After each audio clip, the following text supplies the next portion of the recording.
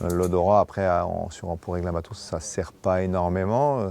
C'est plus, des fois, plutôt une gêne quand les autres ne sentent pas bon, par exemple, parce qu'on reste longtemps sans trop se laver. Par contre, quand on approche des côtes, c'est des choses qui peuvent parfois nous servir, parce que quand les vents, notamment, viennent de la côte, on peut sentir des choses qui arrivent, des vents qui arrivent. Donc c'est parfois un avertisseur. On se rend compte que la côte, la terre, a une odeur très particulière et qui sent fort. Alors, un petit côté agréable. Et rapidement, une fois qu'on arrive à terre, on a l'impression qu'il n'y a plus d'odeur. Mais c'est plus ça que je trouve assez impressionnant. C'est l'odeur de la terre qu'on retrouve en fait en retour de mer. C'est une odeur qui est particulièrement sympa parce que ça change. Et puis parce que du coup, souvent, c'est quand on arrive à la fin d'une course ou d'un entraînement. Et c'est sympa c'est presque le premier signe des fois avant même de voir la terre, on la sent. Au large, dans l'océan, on est quand même dans un univers qui est un peu aseptisé au niveau odeur. Et par contre, quand on va arriver par exemple aux Antilles, quand on va passer sous le vent des îles, où là il y a l'odeur terrestre qu'on sent sur l'eau, parfois même avant que le vent arrive, ça c'est quelque chose d'assez extraordinaire. L'odorat est quasiment inexistante et on perd de l'odorat quand on navigue. C'est des déserts souvent quand on sent quelque chose, ça sent pas bon parce que c'est nous.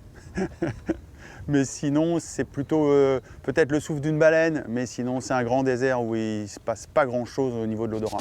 Mais ça peut être aussi un élément de sécurité, sentir quelque chose qui crame, qui sent le brûler sur un bateau. C'est un avertisseur sur un problème, donc il faut tout de suite intervenir. Là, on sait que un des dangers immédiats du bateau, c'est l'incendie. Il ne faut pas oublier qu'on vit sur notre maison, sur un bateau, et que s'il y a le moindre feu, ça peut poser des problèmes dramatiques. Finalement, les seules odeurs sur lesquelles on est sensible, c'est plutôt quand on se fait à manger. Voilà, quand on ouvre le sachet qu'on vient de se réchauffer au bain-marie, le bon petit plat qu'on va pouvoir enfin déguster après une manœuvre ou après plusieurs heures de navigation. Donc on est content d'avoir ces odeurs-là.